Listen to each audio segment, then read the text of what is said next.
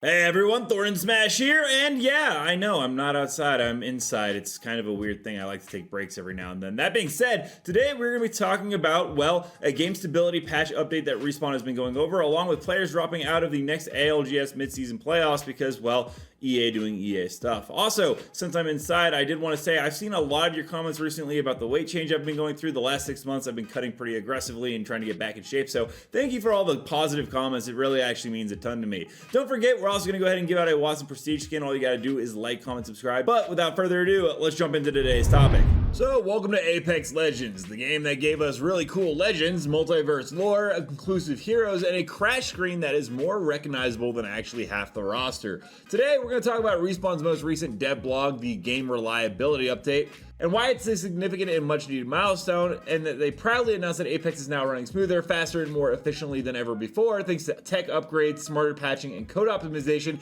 However, 24 hours after that, Apex Legends crashed very, very hard, which is just, you can't make this up. You couldn't connect to servers, ranked was disabled, Steam forums lit up like a Pathfinder mainstream journal, and over on Twitter, Respawn had hit us with the new iconic "We're aware that players are currently unable to connect to Apex Legends." We've all seen it before. So let's go ahead and break down everything that we know. We're actually going to go ahead and start with what Respawn intended, which was their game reliability dev blog, which wasn't just fluff. It was actually pretty nice. We don't often get these comprehensive breakdowns. It's something they've been doing more recently, and I got to applaud them for it. The big headline was, of course, the migration to Amazon's GameLift infrastructure, which happened back in April. Now, if you've never heard of GameLift, here's basically the short version. I did a whole video a couple months on it, but basically, it's Amazon's cloud-based game server hosting service designed for scalability, low latency, and global performance optimization. It's basically like renting premium highway lanes for your game data instead of forcing it to navigate back roads during rush hour. Now, Respawn claims that the migration led to improved CPU performance, reduced rubber banding, better hit registration,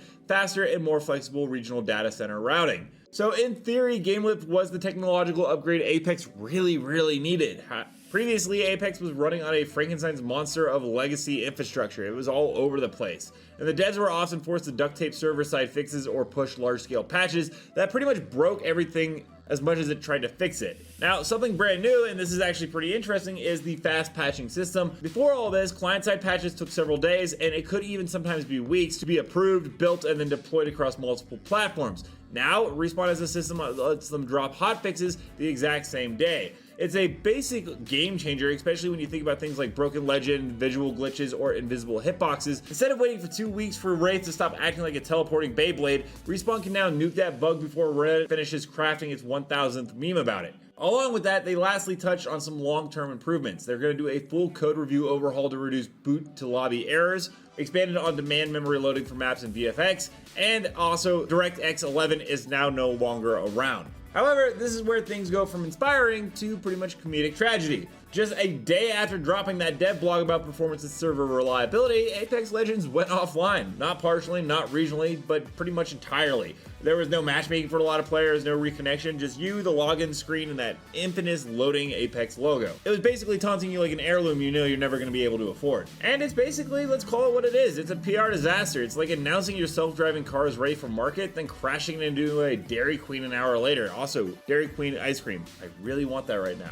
Anyways, and the problem isn't just the outage, it's the perception. For a game already battling a reputation for server instability, an ironic failure immediately after claiming reliability upgrades pretty much destroys confidence in the message. It signals one or two things to players. Fixes didn't actually work, or that the code base is so fragile that even Amazon can't save it at this point. And in reality, it's probably a mixture of both. However, we're going to go ahead and move away from, the servers are absolute dog water. The ALGS competitive scene, while all this was going on, is actually dealing with a completely different blaze: ethics, inclusion, and geopolitical backlash. This week, Hambino, who is a notable Apex Legends pro player in North America for Team Orchard, refused to attend the ALGS midseason playoffs in Riyadh, Saudi Arabia, not due to injury or illness, but as a moral stance. He said, "Even past the risk of my own personal safety, I would refuse to attend on principle. I will be donating my portion of those earnings to queer members in the community." And it's kind of crazy because a professional player gave up championship points, prize money, and global visibility to protest an event hosted by a government whose laws directly oppose the LGBTQ+ values that Apex Apex claims to represent. We covered this in a video not too long ago about how EA, has a bunch of diversity in their game and they push that, but then they go ahead and do stuff like this. It's very confusing. And he's actually not alone. Furia's I'm Madness actually called out EA saying, it's odd Apex Legends is marketed as an LGBTQ plus inclusivity game, but hosts a land in a country where those individuals are deemed illegal. And that hypocritical stance has been something I have echoed for a very long time. For a game with lore and cosmetics that explicitly celebrate LGBTQ plus identities, think Bloodhound, Catalyst, Fuse, even the recent Pride-themed banner frames, this move feels at best hypocritical. At worst, it's exploitation. EA says, we stand with marginalized communities during Pride Month, but then turns around and sends its biggest tournament into a region where those same identities are criminalized. This isn't just a bad optics moment, it's a trust-breaking moment. And like I said, I'm not gonna get into personal beliefs or what governments want to do in their own country. That being said, EA is completely taking advantage of both sides here, and it's just the most EA move ever. And it also has some issues with logistics. By refusing to attend, Hambino will lose a critical opportunity to earn championship points. These points are the currency that determines who qualifies for the ALGS championship. No points means no championship, no matter how dominant your season has been otherwise.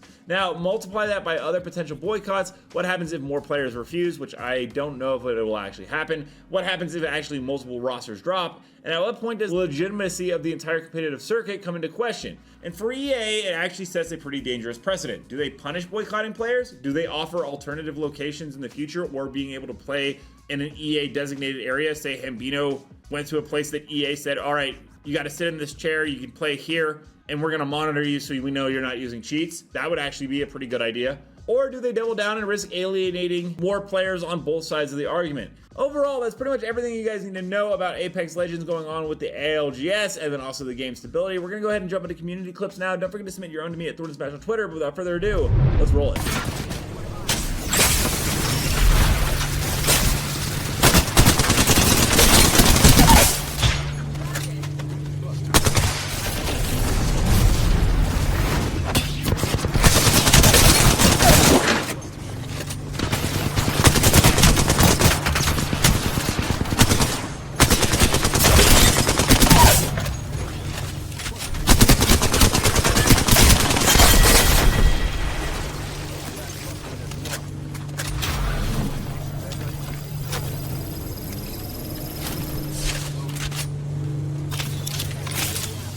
I see them.